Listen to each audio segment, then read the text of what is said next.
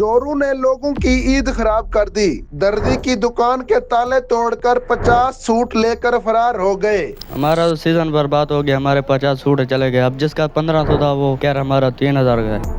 आज मौजूद हूँ शहर सुल्तान में, जहाँ पर मेरे साथ ये दर्जी भाई मौजूद हैं जिनकी दुकान का रात गए चोर सफाया कर गए। तमाम जो सूट थे सिले हुए, लोगों के आए हुए सूट सिलने के लिए आए हुए थे, वो चोर सफाया कर गए। मजीद जानते हैं क्या क्या ले गए, कितने सूट ले गए। 50 सूट थे। 7-8 दिन पहले आए रात के 12 बजे, ताले भी तोड़े उनके, बैटरी उठाए, यूपीएस भी उठाए और 50 सूट उठा के गए। सूट के अलावा और कोई चीज़ उठाई है? सूट के अलावा बैटरी और यूपीएस था। कैसे पता चला आपको? एक लड़का जा रहा था, उसने बताया। जिन लोगों के सूट थे वो क्या कहते हैं, वो उन्होंने डिमांड की है वापस लेने की। हमारा तो सीज़न बर्बाद हो गया। हमारे 50 सूट चले गए। अब जिसका 1500 था वो कह रहा हमारा 3000 का है। 3000 का है। जो लोग आपको दे के गए थे सूट, 1500 वाला सूट, वो लोगों का जो डिमांड है वो कहते हैं कि हमारा तो 3000 का। जी, वो बोले हमारा 3000 है, जिसका 1000 का था, 1500 का था। तो अब आपके साथ क्या बीत रही है? लोग कोई माफ़ी भी दे रहे हैं या उन्होंने कहा कि हमारे सूट वापस दो? कुछ माफ़ी दे रहे हैं, कुछ कह रहे हैं हमें दे दो वापस। हम अब क्या करें, हमारा नुकसान हो गया।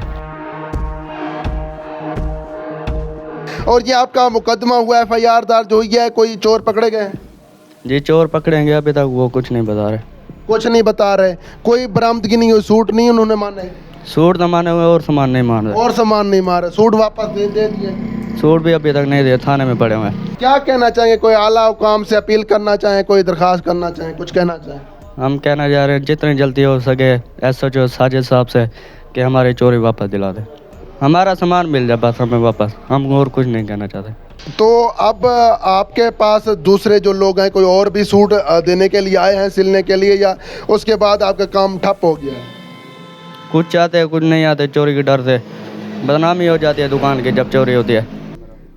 जी नाज़रीन, ये थे हमारे साथ कामरान और उसका भाई मौजूद थे, जिनकी ये शॉप है दर्जी की। जो दोनों भाई दर्जिया काम करते थे, मगर इनके पास जितने भी लोगों के सूट आए हुए थे ईद के लिए, इन्होंने दिन रात मेहनत करके वो सूट सिले। अभी कुछ सिलने वाले बाकी थे, ईद में चंद दिन बाकी हैं, लेकिन जो सूट थे वो चोर आए, रात गए, इनकी दुकान का सफाया करके चले गए। इनके जो दुकान में बैटरी थी, UPS था, वो भी ले गए और साथ लोगों के आए हुए कपड़े भी ले गए।